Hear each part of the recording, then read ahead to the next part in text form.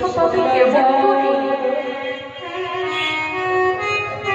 তাই তো আজ আমার গৌর নিজে এই নদিয়ায় এসে আমাদের মতো কলিহত জীবকে উদ্ধার করেছে। কি প্রয়োজন ছিল মা? কোনো প্রয়োজন ছিল নদিয়ার পথে ধুলাই গড়াগড়ি দিয়ে কৃষ্ণ কৃষ্ণ বলে কাঁদা? কোনো প্রয়োজন ছিল না। তবুও তিনি করেছে।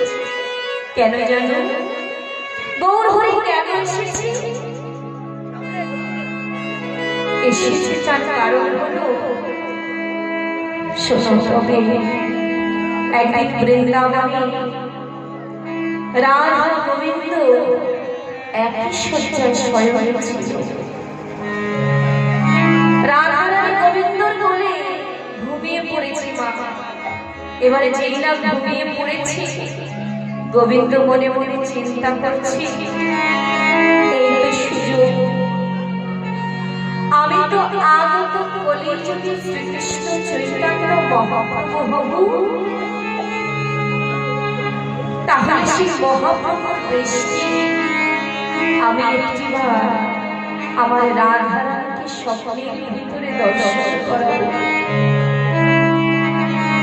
এবারে তো রাধা রানী ঘুমিয়ে আছে না, তখন মনে মনে ভাবছি এখনই আমি রাধা রানীকে সেটাই বোঝাবো। তাই রাধা রানী যখন ঘুমিয়ে আছে, স্বপ্নের ভিতরে ঘুমের মধ্যে সেই শ্রীকৃষ্ণ চৈতন্য রূপটি রাধা রানীকে দর্শন করাবে। আর দর্শন করবার সঙ্গে সঙ্গে রাধা রানী চিৎকার করে উঠেছে, প্রাণনাথ!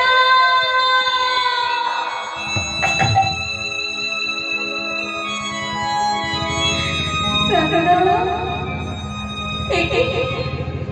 একে প্রাণনাথ!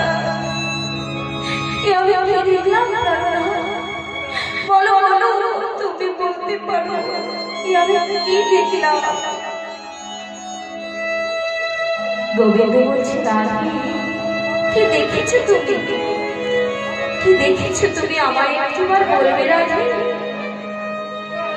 রাধা বলছে, প্রাণনাথ প্রাণনাথ, আমি তো তোমার কোলে ঘুমিয়েছিলাম। ঘুমের ভিতরে, স্বপ্নের ভিতরে আমি এক মহাপুরুষকে দর্শন করেছি। আর দর্শন করবা মাত্র আমার বলতে যা কিছু ছিল, নারীর নারীত্ব বলতে যা কিছু থাকে, সর্বস্ব আমি তার চরণে সঁপে দিয়েছি। বলো না দয়াময়, তুমি বলতে পারো কে সে? কে দয়াময়? তুমি বলো না। তখন গোবিন্দ আমার বলছে, রাধা তুমি অমন করে চিৎকার করে কেঁদো না। ওগো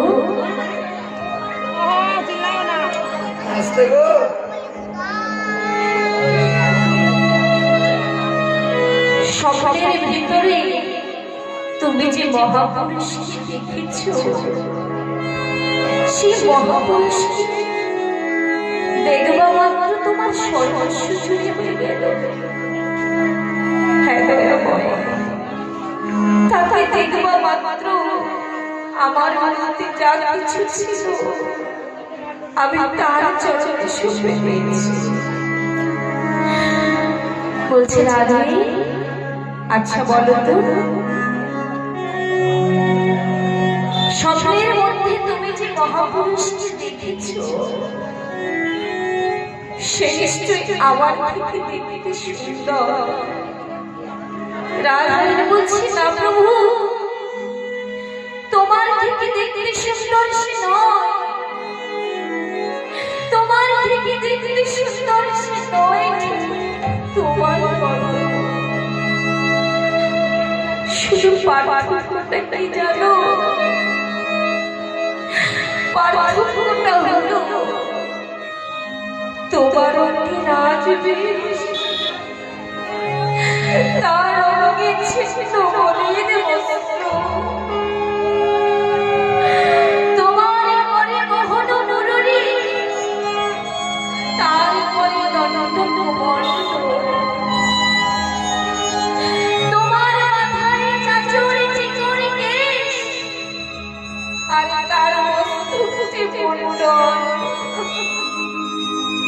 বলো না, বলো না দয়াময়, তুমি বলতে পারো, তুমি বলতে পারো সে কি, একটিবার বলো। গোবিন্দ বলছে, রাধে, স্বপ্নের ভিতরে তুমি যে মহাপুরুষকে দেখেছ, সে আর কেউ নয়, সে হলো আমি। তুমি তুমি কেন প্রভু, কেন তোমার এমন বেশ? কিসের দুঃখ তোমার? একটিবার বলো দয়াময়, কিসের দুঃখ তোমার? কেন তুমি এমন বেশ ধারণ করেছো প্রভু? কেন তুমি এমন বেশ নিয়েছো? আমায় একটিবার বলো।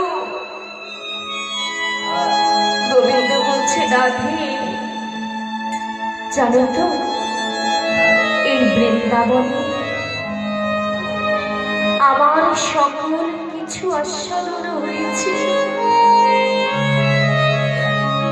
কেবল তিনটি বস্তু, তিনটি স্বাদ আমার যে অপূর্ণ রয়ে গেল, তা কি জানো? কইছন তোমা প্রেমা, কইছন মাধুরিমা, কইছন সুখী বিহুর, এ দিনও বঞ্চিত ধন, এ ব্রজে না হইল পুরন, ভাবিয়া না পাওয়ার মোর। রাধে, রাধে, তুমি কেন আমাকে এত ভালোবাসো? কেন তুমি আমার জন্য ধোয়ার ছলে বসে বসে কাঁদো?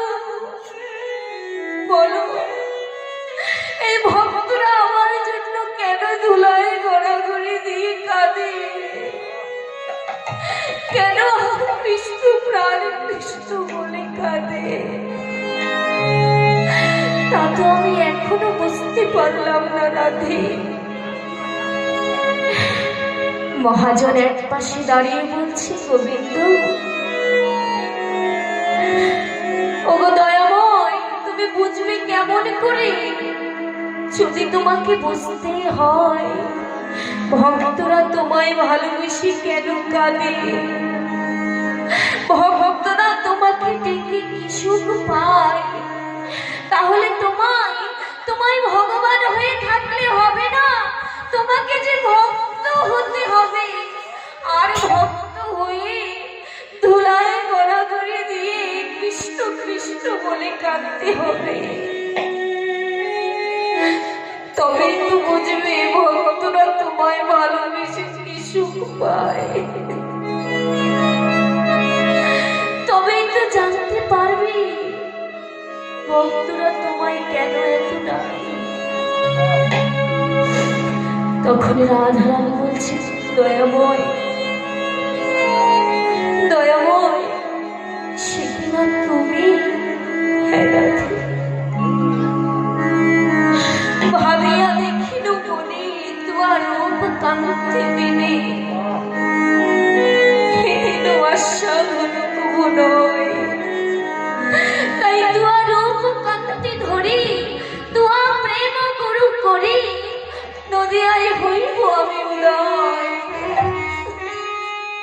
নদিয়ায় গিয়ে কি করবো জানো?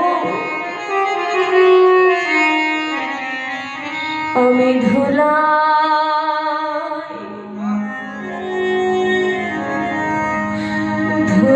গড়া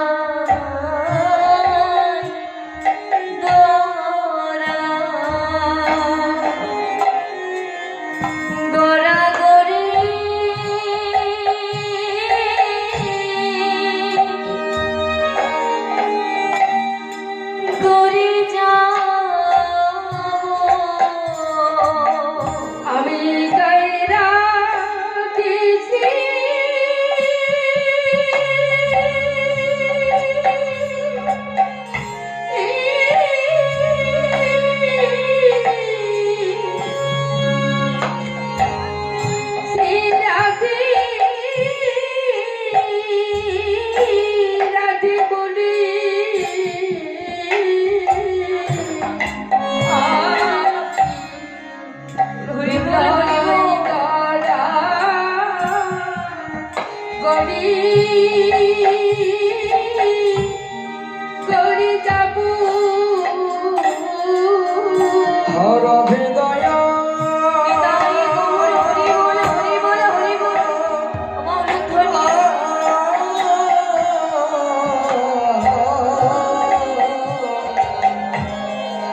হরধে দয়া কারু বলে আমি দেলাই গড়া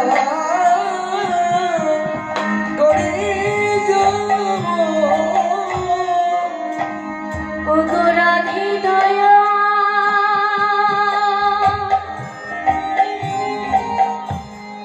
একবার করো রে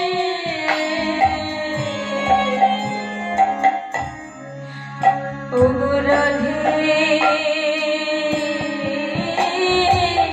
কৃপা তুমি করো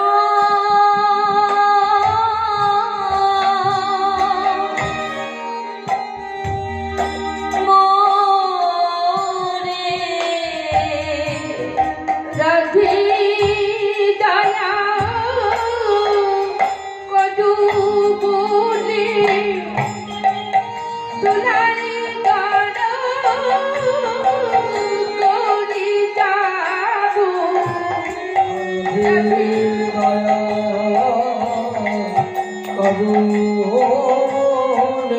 আমি তোলাই গান করি যাবো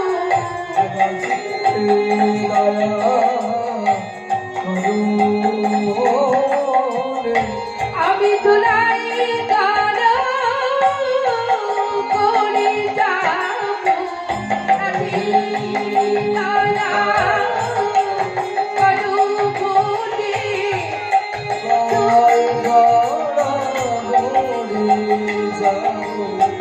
রবি কৃপা করু বলে তোলাই গান করি যাবো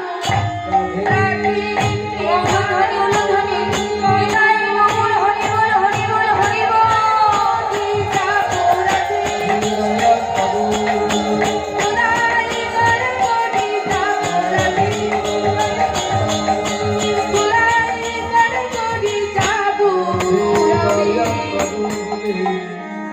আমি বলাই গড়া গড়ি গড়ি যাবো গোবিন্দের এহনো বাক্য শুনে রাধারানী আমার বদনটি ঘুরিয়ে দাঁড়িয়ে আছে বদনটি ঘুরিয়ে দাঁড়িয়ে আছে আর গোবিন্দ বলছি রাধে একই রাধে তুমি অমন করে বদনটি ঘুরিয়ে দাঁড়ালে কেন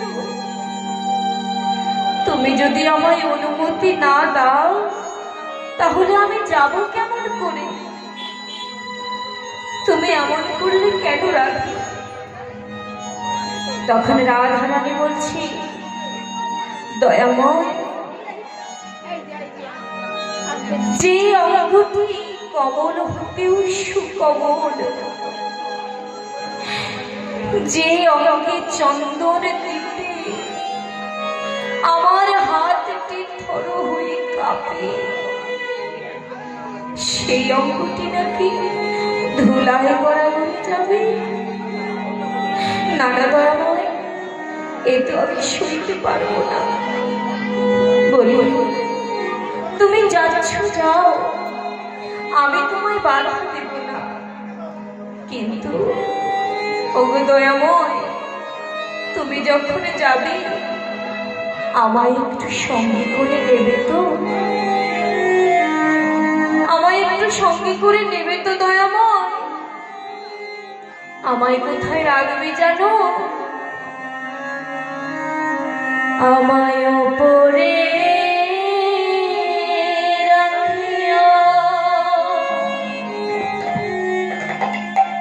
তুমি ভিতরে থাকিও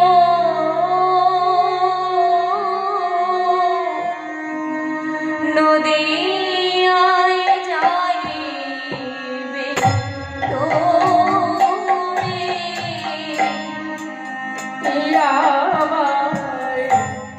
আমি উপাধি রাখিব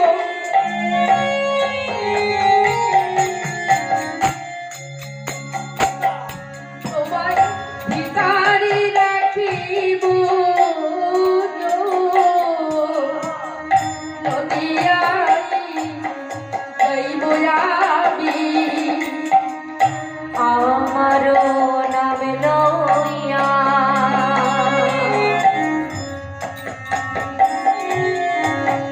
ধোলাতে লোটালে বক্ষেতে ঝরাবো আমি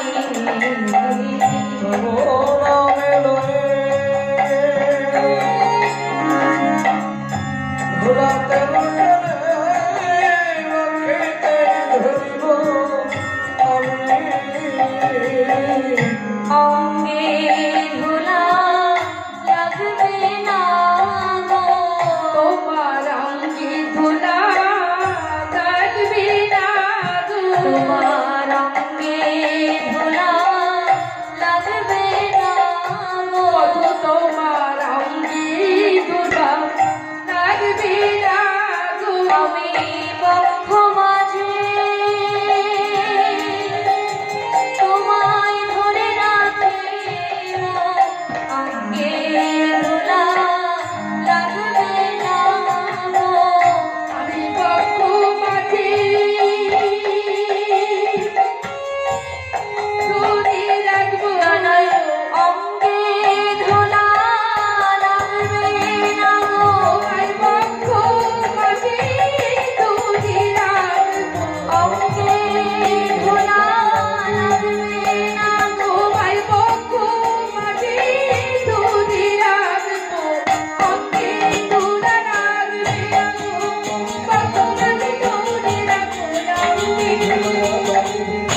বক্ষ মাঝে ধরে রাখবো অঙ্গে